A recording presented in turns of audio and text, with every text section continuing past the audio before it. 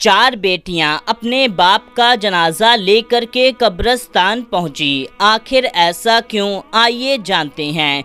दोस्तों, एक गांव में एक कमरुद्दीन नाम का आदमी था। उसकी बीवी का इंतकाल हो चुका था। उसकी 4 जवान खूबसूरत पर्देदार परहेज लड़कियां थीं। वो लड़कियां बिना पर्दा के घर से बाहर नहीं निकला करती थीं।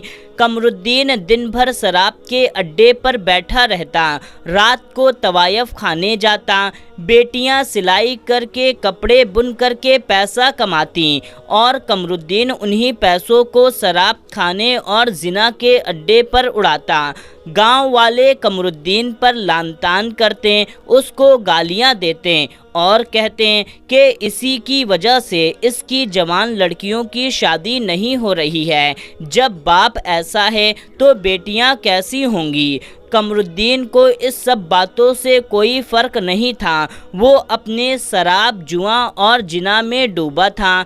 कमरुद्दीन अब बूढ़ा हो चुका था और उसकी तबीयत खराब रहने लगी थी। वो कई बीमारियों का शिकार हो गया था। एक दिन कमरुद्दीन की बिस्तर पे ही मौत हो जाती है, लेकिन कोई भी कमरुद्दीन की मैयत में शामिल होने को राज़ी नहीं होता। पूरा गांव उसकी मैयत में जाने के खिलाफ होता है। अब उसका जनाजा उठाए भी तो कौन। बड़ी मुश्किल से वो चारों बेटियां अपने बाप का जनाजा उठा करके मस्जिद तक ले जाती हैं। नमाज़े जनाजा के लिए मस्जिद के इमाम जनाजे की नमाज पढ़ा देते हैं। फिर वो बेटियां जनाजा ले करके कब्रिस्तान की तरफ जाती हैं। जैसे ही कब्रिस्तान को पहुंचती हैं तो गांव के लोग आकर के खड़े हो जाते हैं कि इसे हम अपने कब्रिस्तान में नहीं दफन होने देंगे। उसकी बेटियां बहुत परेशान हो जाती हैं।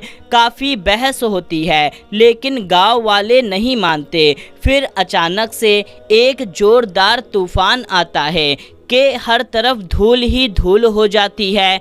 जब तूफान रुकता है तो जनाजा गायब हो चुका होता है।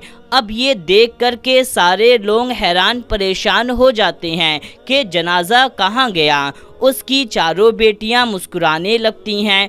फिर सब देखते हैं कि कब्रिस्तान में एक कब्र खुदी हुई है और उसमें कमरुद्दीन का जिस्म है। वहाँ से बड़ी ही अच्छी खुशबू आ रही है। वहाँ पर फूल गिरे हुए हैं। ये देख करके लोग बहुत ज़्यादा हैरान परेशान हो जाते हैं कि हमने कब्रिस्तान का गेट बंद किया हुआ था तो कमरुद्दीन का जनाजा अंदर कैसे गया। इतने में बड़ी बेटी बुलंद आवाज़ से कहती है, ऐ लोगो, क्या तुम मेरे बाप को शराबी जानी समझते थे? मेरा बाप अल्लाह का चाहने वाला बंदा था।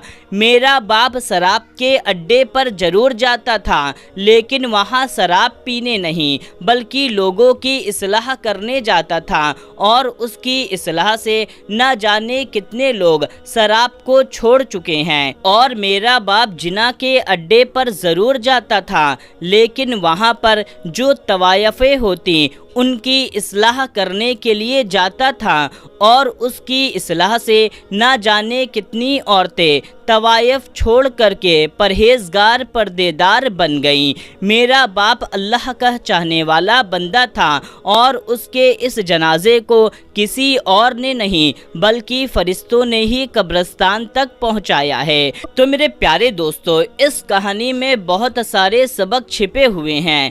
असल में जैसा जो दिखता है वैसा वो होता नहीं और जिसे हम जो समझते हैं वैसा वो होता नहीं।